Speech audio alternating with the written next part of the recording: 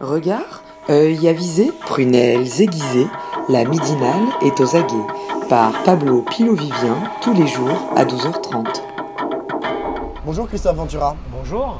Alors vous êtes chercheur à l'IRIS, l'Institut des Relations Internationales et Stratégiques, spécialiste de l'Amérique latine. Si on vous a invité aujourd'hui, c'est pour nous parler du Brésil, où Jair Bolsonaro, le candidat d'extrême droite, s'est fait élire hier avec plus de 55% des voix.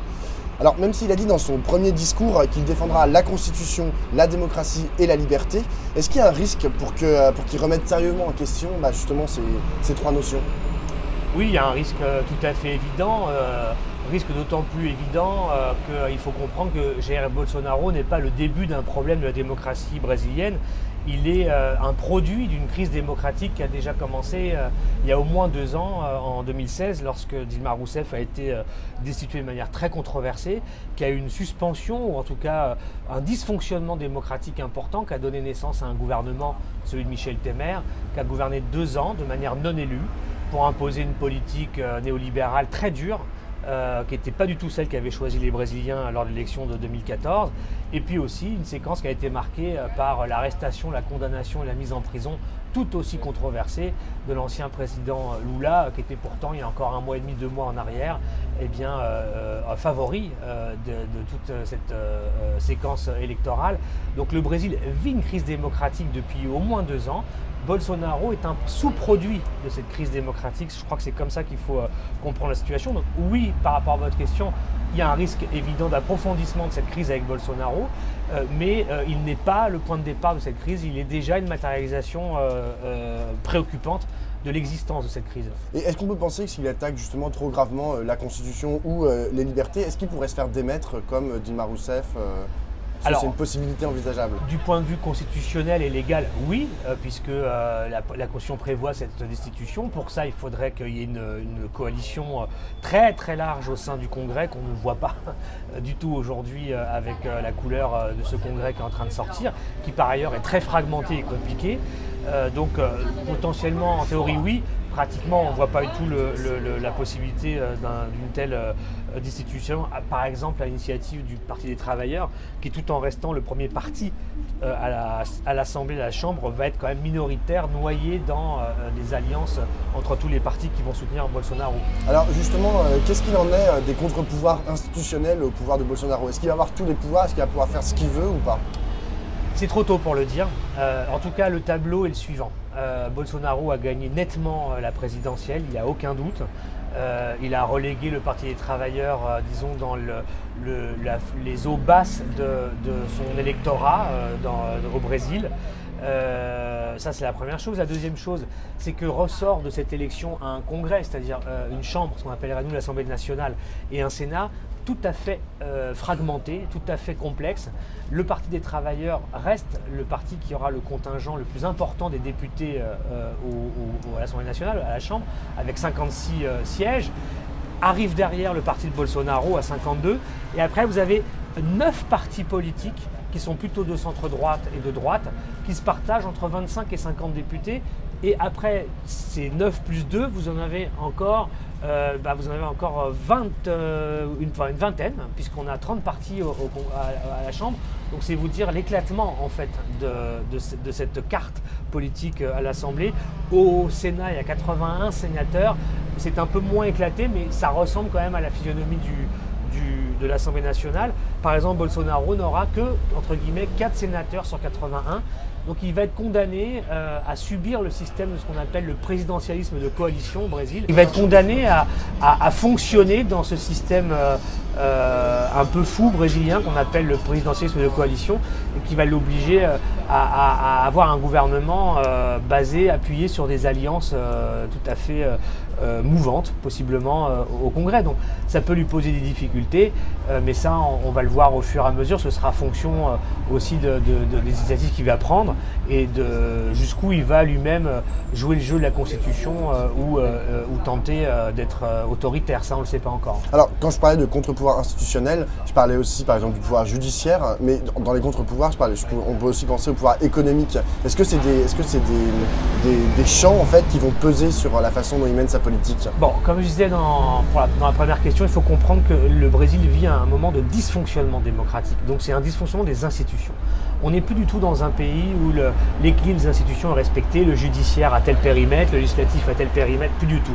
Chaque institution est en conflit avec les autres, le judiciaire intervient dans la vie politique, les médias qui sont aussi, pas institutionnels, mais un pouvoir, on va dire, la société civile, entre guillemets, sont en fait un vrai acteur politique au Brésil. Ils prennent parti, d'ailleurs largement contre la gauche, etc. Bon, il y a une espèce de conflit comme ça des institutions qui est désormais est la marque en réalité de la vie politique brésilienne. Et c'est d'ailleurs pour cela que Bolsonaro, lorsqu'il a gagné hier soir son premier discours, il a fait la Constitution en main, en se disant être le défenseur de la Constitution brésilienne. Mais dans le langage de Bolsonaro, ça veut dire qu'il compte remettre de l'ordre dans tout ça. C'est ça que ça veut dire. Comment, on ne le sait pas encore, il va falloir suivre. D'autres contre-pouvoirs au Brésil, le judiciaire, vous me posez la question judiciaire, on va voir. Certains disent que le juge Moro, Sergio Moro, qui a inculpé Lula, serait pressenti pour intégrer le ministère de la Justice de Bolsonaro. Donc on n'est pas du tout dans du contre-pouvoir, là. On est plutôt dans une sorte de convergence qui finalement va se révéler alors qu'elle était relativement dissimulée les mois précédents. L'autre contre-pouvoir réellement, s'il faut parler de contre-pouvoir, ça va être quelles sont les perspectives et le potentiel du vaste mouvement citoyen qui s'est mis en place d'abord avec le mouvement Elenao, des femmes contre Bolsonaro, mais qui s'est élargi très largement dans la dernière semaine avec ce qu'on a appelé la virada, ça veut dire le tournant brésilien, et qui a mobilisé des millions de citoyens simplement attachés finalement à la démocratie, au fait que le Brésil reste une démocratie et attaché à l'exercice de leurs droits citoyens qui pourraient être mis en danger par Bolsonaro. Ce mouvement est très important, il représente une partie du Brésil, aujourd'hui minoritaire, mais très disponible et qui va se mobiliser. Quelles seront ses perspectives et qu'est-ce qu'il va pouvoir faire contre Bolsonaro? Ce sera un élément de réponse à votre question. Alors, donc Bolsonaro, il est raciste, il est xénophobe, il est homophobe, il est tout ce que vous voulez, transphobe, mais il est aussi ultralibéral. Et il a été aussi porté par une certaine partie des forces de l'argent au Brésil. Est-ce que vous croyez qu'ils vont continuer à le soutenir s'ils mènent des politiques qui sont beaucoup trop conservatrices d'un point de vue sociétal? Moi, je pense que Bolsonaro et tout ce que vous avez dit, j'ajouterai un autre qualificatif qui est un néologisme, un barbarisme si j'ose dire, c'est qu'il est aussi populophobe. Bolsonaro, contrairement à ce qu'il voudrait prétendre, c'est toujours la même mécanique avec les populistes de droite et l'extrême droite. Parce que son vrai adversaire aujourd'hui à Bolsonaro, ça va être le peuple, entendu comme, disons, l'agglomérat de toutes les classes populaires, des pauvres au Brésil et d'une partie des classes moyennes modestes. Parce que c'est eux qui vont en fait être attaqués par la politique ultralibérale de Bolsonaro, qui d'abord, dans l'ordre, va s'attaquer à réduire et à raboter très sérieusement les prestations du système de retraite brésilien, qui va ensuite s'attaquer au fait d'assécher par inanition les services publics, enfin, ce qu'il y a comme service public au Brésil, c'est déjà pas exceptionnel, et etc., qui va organiser une offensive très très forte pour flexibiliser le monde du travail et réduire les droits salariaux et sociaux de l'ensemble de la population. C'est en ça que je dis qu'il est aussi d'abord populophobe, notre ami Bolsonaro. Première chose. La deuxième, pouvoir économique, bien sûr, et ça va avec. Bolsonaro est l'homme des pouvoirs économiques, en tout cas d'une partie du monde économique et financier brésilien, qui a fait le choix de s'insérer au capital financier international.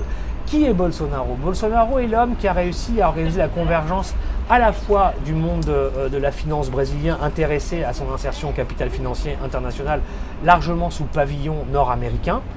Première chose. Deuxième chose, il est l'homme du puissant lobby de l'agronégoce, de l'agro-business, qui représente le principal secteur d'activité du commerce extérieur brésilien. Et là, il y a un lien à faire avec les désastres qui sont maintenant sur la table et qui vont menacer l'environnement et l'Amazonie, puisque Bolsonaro veut accélérer la déforestation pour promouvoir la culture du soja en particulier et de la viande. Il veut sortir le pays de l'accord de Paris sur le climat, c'est lié à l'Amazonie. Et derrière lui, il y a aussi comme pouvoir, le pouvoir des églises évangéliques, qu'il ne faut pas comprendre seulement comme un pouvoir religieux idéologique, c'en est un, Il encadrerait environ un tiers de l'électorat brésilien, c'est énorme, mais c'est aussi un pouvoir économique, les églises évangéliques, parce que les églises évangéliques sont des acteurs entrepreneuriaux très actifs au Brésil. Ils détiennent énormément de choses, d'entreprises, de télévision, de médias. La deuxième chaîne brésilienne est une chaîne tenue et commerciale, donc privée par les évangéliques. Ce sont des entrepreneurs. Bolsonaro organise la convergence entre tous ces univers-là. Alors, à la fois au niveau mondial et au niveau régional de l'Amérique latine, qu'est-ce que vous pensez? Quels vont être les alliés, à votre avis, de Bolsonaro? Est-ce qu'il va s'allier à Trump? Est-ce qu'il va pouvoir s'allier avec d'autres puissances régionales? Alors, ça c'est très important.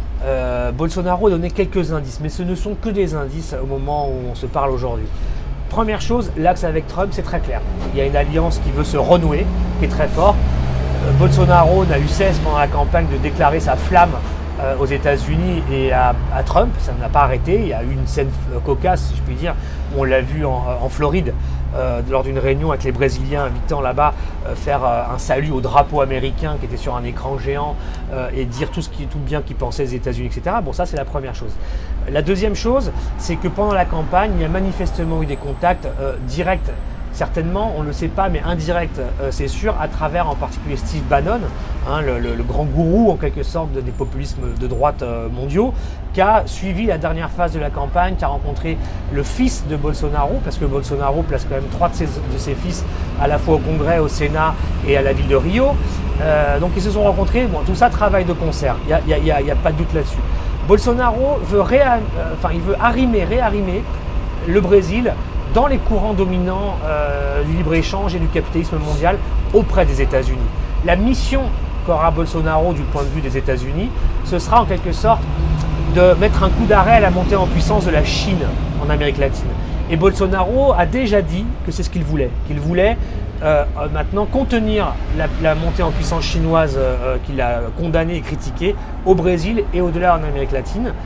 Et troisième point, troisième indice, c'est son ministre de l'économie, Paulo Guedes, qui va être bientôt en place, qui a dit hier que pour le Brésil, la priorité n'était plus le Mercosur, c'est-à-dire le marché commun du Sud, encore moins les relations économiques et commerciales avec les pays dits bolivariens.